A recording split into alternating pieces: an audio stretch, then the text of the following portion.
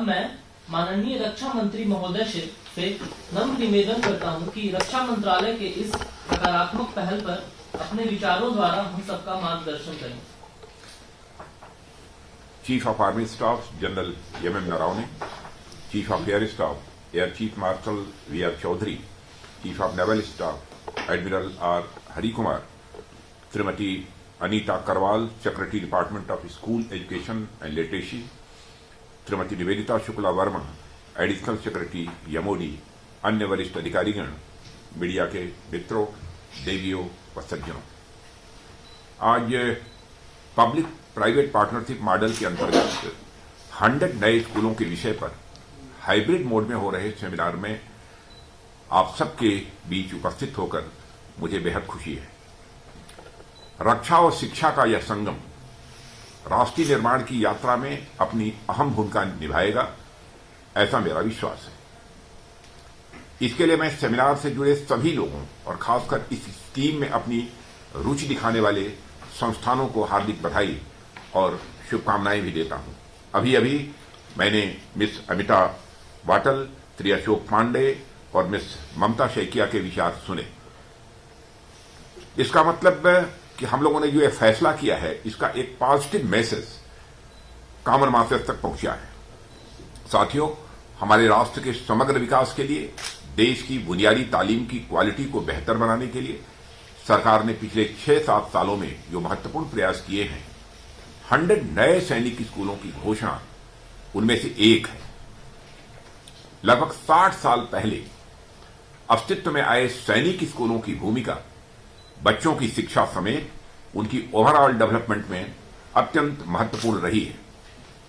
स्वामी विवेकानंद से लेकर महात्मा गांधी, डॉक्टर अंबेडकर, सर्वपल्ली राधाकृष्णन जैसे महापुरुषों ने शिक्षा का जो स्वरूप अपने समाज के सामने रखा था, उस शिक्षा की ओर आगे बढ़ने में सैनिक स्कूलों ने अपनी अहम भूमिका निभाई है।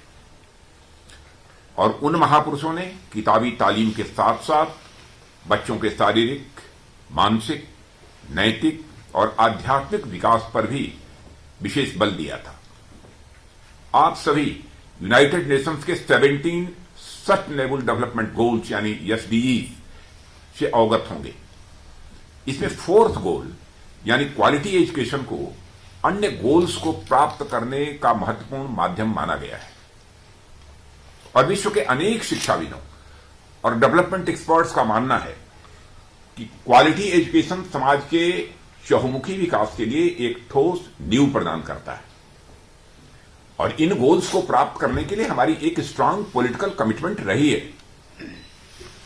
और इसके लिए सरकार द्वारा सर्व शिक्षा अभियान, राष्ट्रीय माध्यमिक शिक्षा अभियान आदि पहले से ही चलाए जा रहे हैं। ऐसे में 100 नए स्कूल्स की घोषणा निश्चित ही आइसिंग ऑन द केक है। साथियों, सैनिक स्कूल को इसके 2 शब्दों यानी एक सैनिक और स्कूल के आधार पर देखा जा सकता है। इसमें सैनिक शब्द जहां एकता, अनुशासन और कर्तव्य परायणता का प्रतीक है, वहीं स्कूल शब्द शिक्षा के केंद्र का प्रतीक है। यानी किताबी शिक्षा के अलावा बच्चों को एक सुयोग्य नागरिक बनाने के लिए उनका शारीरिक, मानसिक और नैतिक विकास करना, उन्हें हाई क्वालिटी एजुकेशन उपलब्ध कराना, बच्चों के अंदर एकता, अनुशासन, भाईचारे जैसे गुण विकसित करना सैनिक स्कूलों का यह प्रमुख उद्देश्य है। और इसी के चलते आर्म फोर्सेज में जाने के इच्छुक बच्चे इन स्कूलों के माध्यम से अपने लक्ष्य को हासिल कर लेते हैं। देवियों सज्जनों, आप सभी ने वाटरलू के मैदान में नेपोलियन की पराजय के बाद ड्यूक ऑफ वेलिंगटन द्वारा कहा गया कथन सुना होगा। उसने कहा था कि battle of Waterloo was won on the playing field of Eton. यहां ईटन ब्रिटिश एजुकेशनल इंस्टीट्यूट का प्रतीक है। इससे बच्चों के मजबूत बेस के निर्माण में स्कूलिंग की भूमिका का पता चलता है। और आप लोगों को यह जानकर अच्छा लगेगा कि इन स्कूलों ने हमारी आर्म फोर्सेस में अब तक 7000 से अधिक ऑफिसर्स की भर्ती में अपना कंट्रीब्यूशन किया है। न केवल सैन्य अधिकारी बल्कि इन स्कूलों से निकले कई बच्चों ने अनेक क्षेत्रों में अपना नाम शीर्ष पर ले जाने में भी कामयाबी हासिल की है। आप सभी नेफू, जो प्रेजेंट इस समय चीफ मिनिस्टर हैं नागालैंड के, जनरल दीपक कपूर, जनरल दलवीर सिंह सुहाग और आरबीआई के पूर्व गवर्नर डी सुब्बा राव और राकेश रोशन जैसी हस्तियों के बारे में निश्चित रूप से अवगत होंगे। इन सभी की परवरिश सैनिक स्कूलों में हुई थी और इन्होंने अपने अपने क्षेत्रों में कामयाबी की बुलंदियां भी हासिल की हैं।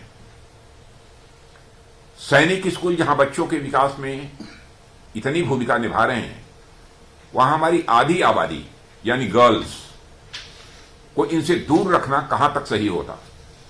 ऐसे में सरकार ने सैनिक स्कूलों में भी गर्ल्स के एडमिशन का रास्ता साफ कर दिया है और 100 नए स्कूल्स के आने के बाद देश की बेटियों की भागीदारी भी निश्चित रूप से बढ़ेगी।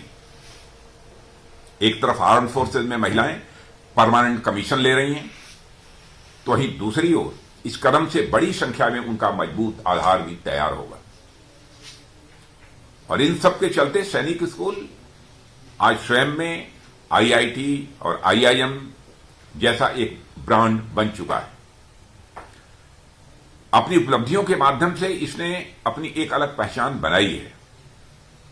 सैनिक स्कूल की इन्हीं उपलब्धियों को ध्यान में रखते हुए सरकार ने देश में 100 नए सैनिक स्कूलों की घोषणा की है और सरकार की घोषणा के बाद अनेक संस्थाएं इससे जुड़ने के लिए आगे आई हैं।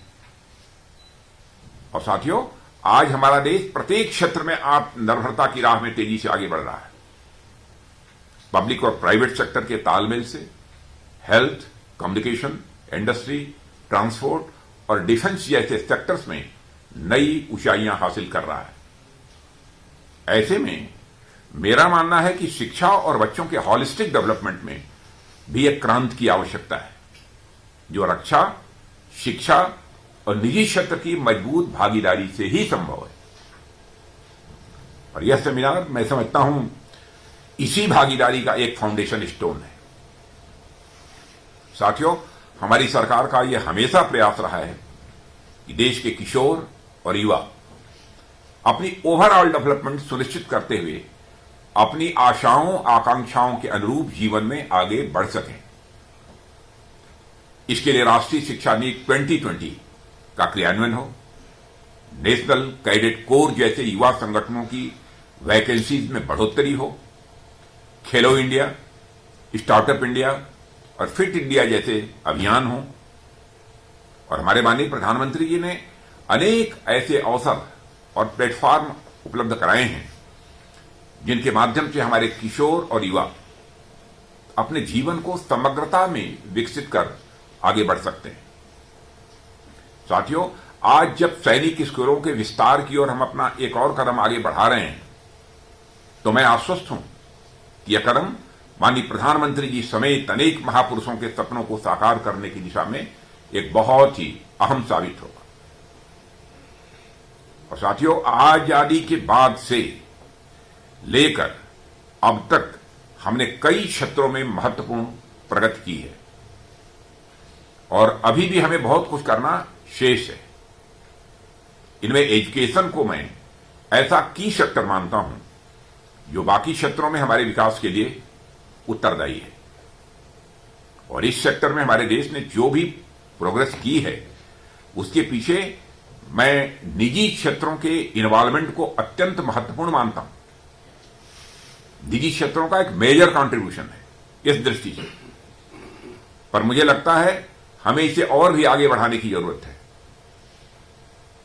इसलिए मैं आप सभी से आह्वान करता हूं कि अधिक से अधिक संख्या में आप सभी सरकार के इस इनिशिएटिव से जुड़ें और अपने संस्थान को एक नए ब्रांड नेम के साथ जोड़ें। इसकी सभी प्रक्रियाओं से आपको आगे अवगत कराया जाएगा और काफी हद तक इसकी जानकारी आप सबको होगी। और हमारा यह प्रयास होना चाहिए कि बाकी कैरिकुलम के साथ देशभक्ति और राष्ट्र के प्रति निष्ठा भी हमारी शिक्षा और चरित्र का अंग हो। साथ ही मैं डिपार्टमेंट ऑफ डिफेंस और सैनिक स्कूल सोसाइटी से भी यह कहना चाहूंगा कि वे सभी स्कूल्स की परफॉर्मेंस और ऑडिट के आधार पर रैंकिंग के लिए एक मैकेनिज्म की भी व्यवस्था करें। इससे इनके बीच एक हेल्दी कंपटीशन और कुछ नया, अलग और बेहतर करने की भी एक प्रवृत्ति, इच्छा वो पैदा होगी। मैं एक बार फिर आप सभी के प्रयासों और इस सेमिनार की सफलता के लिए अपनी हार्दिक शुभकामनाएं देता हूं और यहीं पर मैं अपना निवेदन समाप्त करता हूं। आप सबको बहुत बहुत धन्यवाद।